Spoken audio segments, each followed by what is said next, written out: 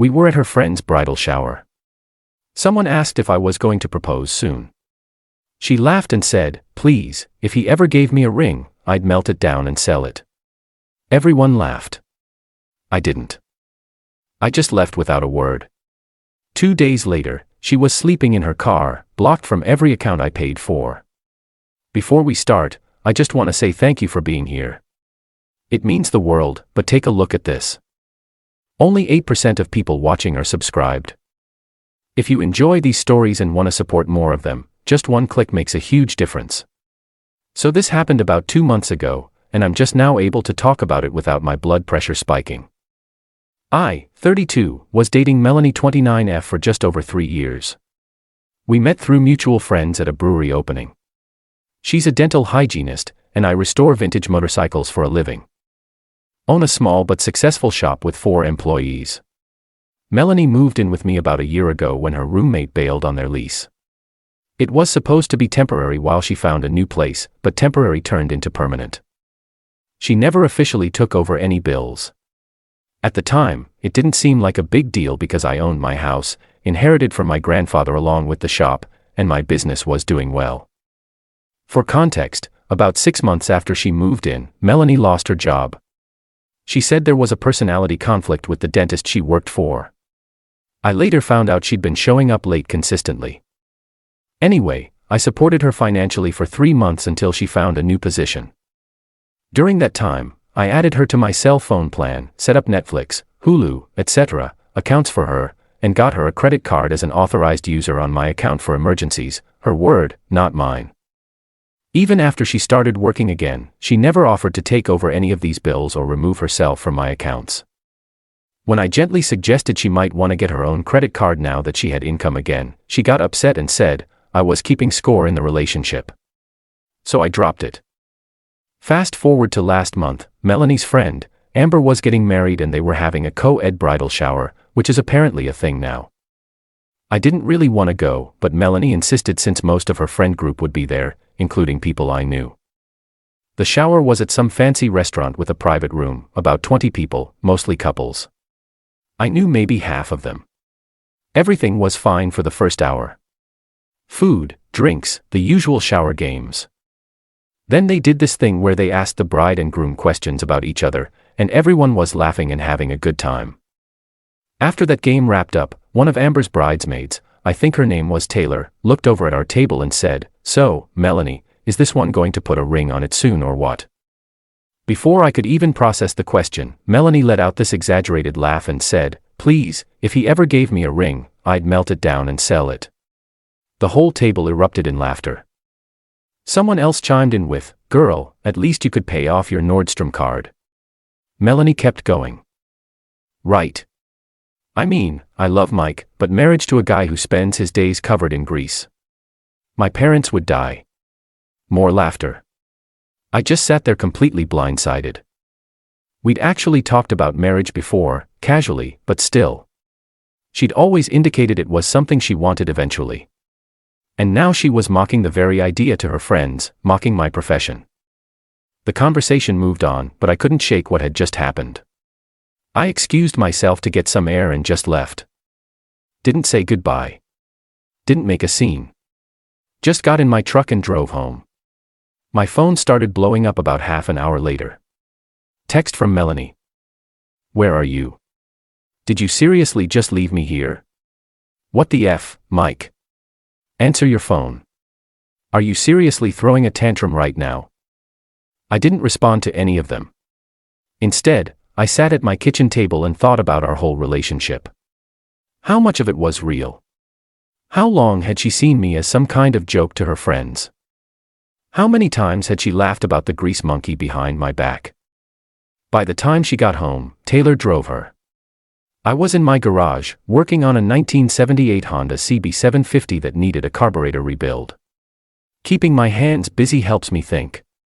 She stormed in, already defensive. "What the hell, Mike? You completely embarrassed me." I just looked at her and asked, "Did you mean what you said? About melting down a ring? Oh my God. Are you serious right now?" It was a joke. Everyone was laughing. Yeah.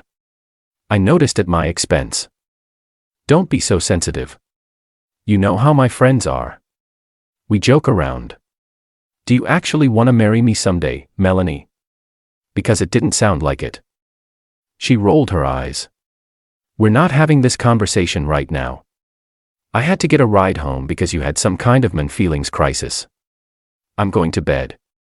That's when I made my decision. I didn't say anything else, just kept working on the bike.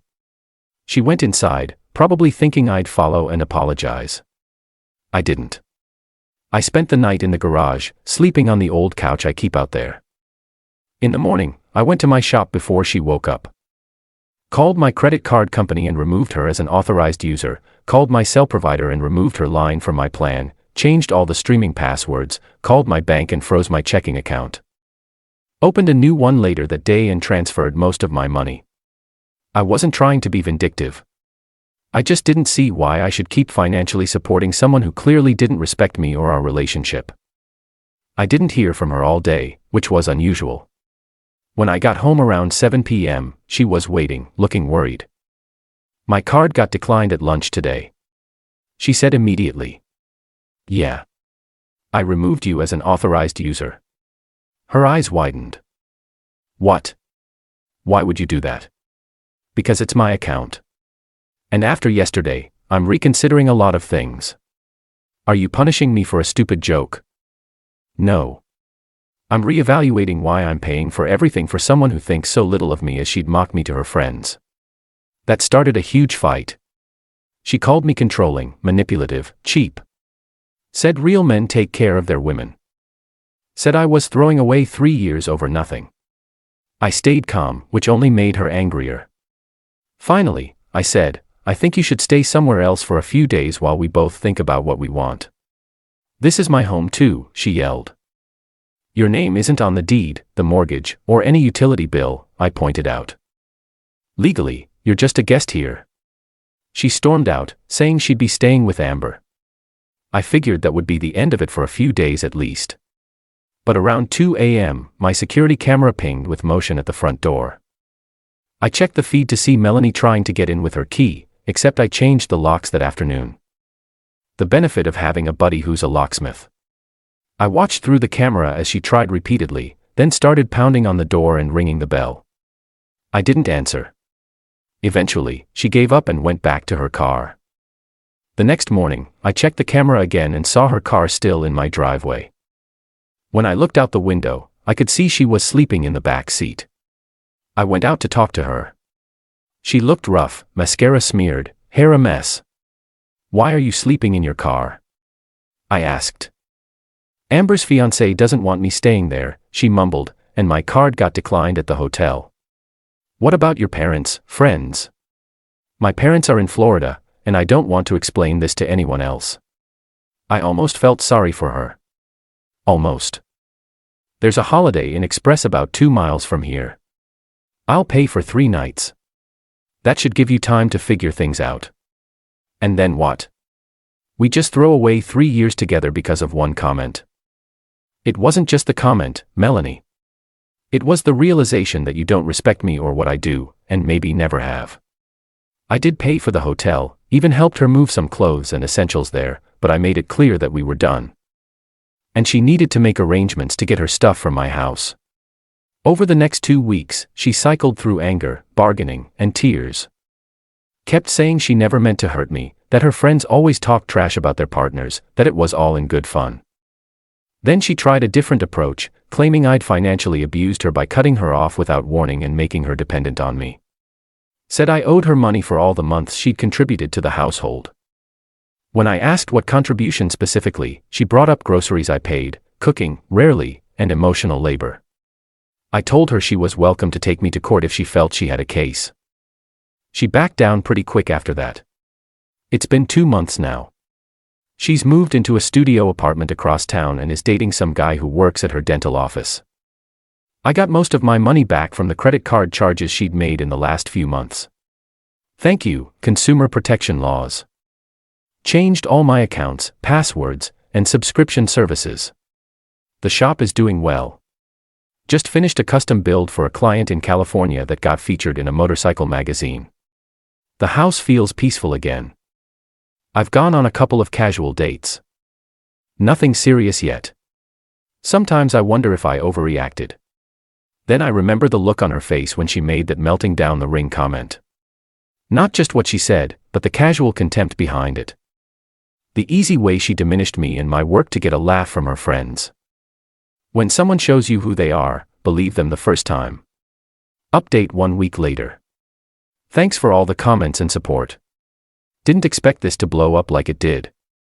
To answer the most common questions, 1. Yes. I did technically change the locks while she still lived there. Legally questionable, I know. In my defense, she had already said she was staying at Amber's, so I didn't think she'd try to come back at 2 a.m.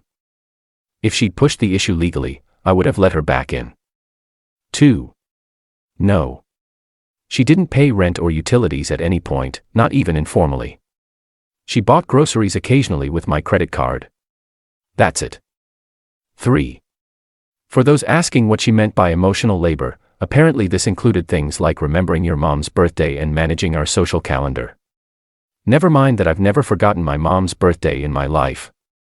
And our social calendar was 90% events with her friends. 4. Several people asked about the ring comment. Yes. I actually was saving for a ring before all this happened.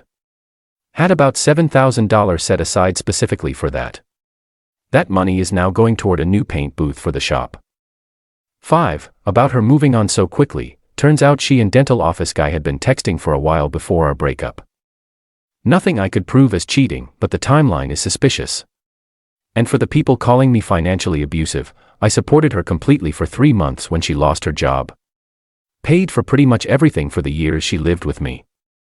Never asked for anything in return except basic respect, which apparently was too much. Melanie did try to contact me again last week. She showed up at the shop with coffee and apology muffins. Yes. Really said she'd been doing some thinking and realized she'd taken me for granted. I thanked her for the apology, but told her nothing had changed. She left without drama. Sometimes the best revenge isn't some elaborate scheme. It's just enforcing your boundaries and walking away with your dignity intact. Living well really is the best revenge.